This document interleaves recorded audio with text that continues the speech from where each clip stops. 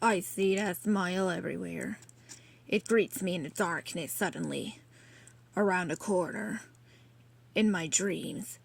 That big wide grin, mouth full of teeth that look flat and even.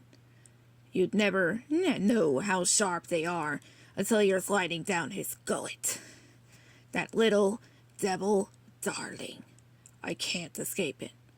What I'm about to tell you is going to sound unbelievable. I'm no fool. Folks are going to read this and think, I don't know who it is that Buddy Guy thinks he is, but he ain't gonna grift me. But I have to write it down. I have to tell the story. If no one believes me, I have to while there's still time. Before. Every sound, every creak. I'm looking for that smile. Anyone would say I was going loopy. But I know what's true. I know what I've seen. I know what's happened. You got to read carefully. Words have never really been... I'm not missing my thing. But I gotta use them. 'Cause you can't trust drawings. You can't trust the drawings. There's a whole lot of other folks involved. Too many. But if I could protect just one person, just one from what they become, what we've all become. If you could find this thought, if you could find us, I guess I should begin at the beginning and go on until the end. Dreams come true, buddy, that's what he said. Mr. Drew was no liar. Problem is, yeah, dreams do come true, but so do nightmares. Package deal. I didn't understand any of that for a long time. To be honest, dreams came true? For who? Rich folks, sure, but my family, dreams for quick breaks between working your hands to the bone every day. I wish I could really capture what the Lower East Side was like the summer in 1946. I wish I could draw a picture of it. The sidewalks melting into the streets and seeping into the sewer grates. Steam squiggle lines rising up toward a harsh white sky. Big, fat, juicy drops of water coming off folks' foreheads. Maybe the word sizzle floating in the air. But I can't draw it. I have to tell it. I'm trying to remember what I learned from you, Dot. How to write a good story. I have to remember what you used to say. To use all the 5 senses. Not just sight. Writing isn't drawing.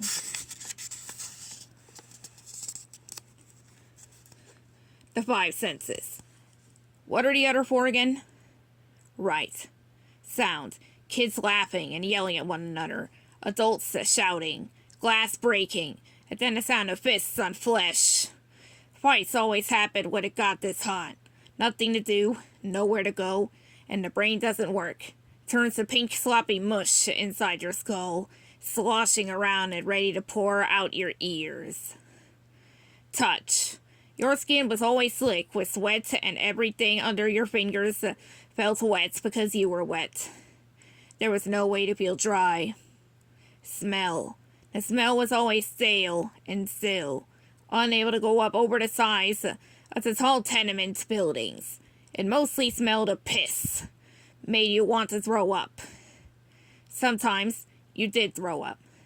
Oh, that's another one. The smell of a throw up. Taste.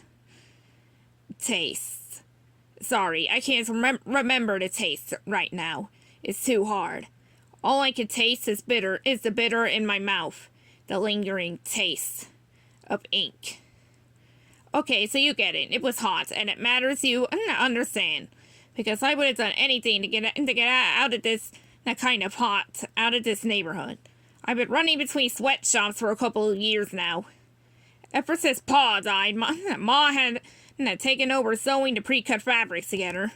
And I had dropped out of school and taken over for my cousin, Lenny. Delivering the finished suits and jackets to the boss. Mr. Schwartz. And then, delivering the new pieces to Ma so she could do it all over again. We needed the cash. And it was the only way I could make Ma smile. I miss that. Ma's smile. Gentle, calm, warm. The kind that reached all the way to her eyes. Not like his smile. Not like his smile at all. Anyway, I got paid, which was important. But I was almost 17 now, and most of the other boys were just turning 12, and it felt stupid to be so old doing this job. And so when Mr. Schwartz suggested I be his go-to delivery guy, I explained I'd get to lead the neighborhoods and travel all over the city. I said yes. There was green in other parts of the city, trees and stuff, and the fancy neighborhoods didn't smell like piss. And when I brought a finished suit to the Upper East Side, I could take a walk in the park and dip my feet in the boat's lake. More important than any of that, I could watch the artists along the mall drawing pictures for tourists. Cartoons. I could watch them more closely. This is where the problem started. First off, evidently, artists are temperamental. Hey kid, what do you think you're doing? Let's see, just watching, sir. Maybe this time, I got a bit nearer to the canvas than usual. Get out of here with your watching. It was like it, getting to go to art school. Except, I bet at art school the teachers don't chase you away and tell you you're not scaring off the customers because you're hovering too close. But that wasn't the biggest thing. See, something I haven't said, but I guess you know by now, is I'm an artist. Well, then I wasn't, but I wanted to be. Not sure why. Maybe it had something to do with my grandfather I never met, who is still back in Poland. I figured he must love art. After all, the one big thing he say to send with Ma from, the old country as she called it, was those darn paintings. People always were super surprised to see those huge oil paintings in a small tenement apartment. She could have sold them for a lot of money, but she didn't. And that always stayed with me. I started by drawing sketches late at night, sleeping in and being late for class. Then I got sent to the principal's office a lot for doodling during the day. And boy, I loved the funny pages. I'd run around the neighborhood collecting discarded newspapers, hoping to read the latest Popeye or Dick Tracy. I even started drawing comics, making up adventures with Olive Oil, Prune Face, Sparkle Plenty. Soon I was inventing my own characters. They weren't funny, I didn't show them to anyone. But then I found the artist at Central Park, and let's just say I got distracted. You lost a suit? Mrs. Schwartz could be pretty scary for a man who was only 5 feet tall. I'm sorry, sir. I swear it'll never happen again. I'd only put it down for a second to get a closer look at a drawing, but that was enough time for someone else to be sneaky and scoop it up. What about last time, when you were 3 hours late? My client almost didn't make it to his appointment on time. I'm sorry, sir. You want to be my apprentice? You want to make a good, honest living? I did. I really did. I needed the cash. My ma and I, needed the cash. And no one would hire some teenager from the slums who barely had an education to be Mr. Schwartz's right-hand man. That was more than I could have hoped for. Boy, I felt stupid. And ashamed. One more chance, buddy. One more, then that's it. One more chance. This was my one last chance. Then I met Tim. When I first went to his studio to deliver him his suit, the clothing bag slung over my right shoulder. There were a bit of blackout because of the heat. Not just in the studio's tall brick building, but also in the rest of the neighborhood.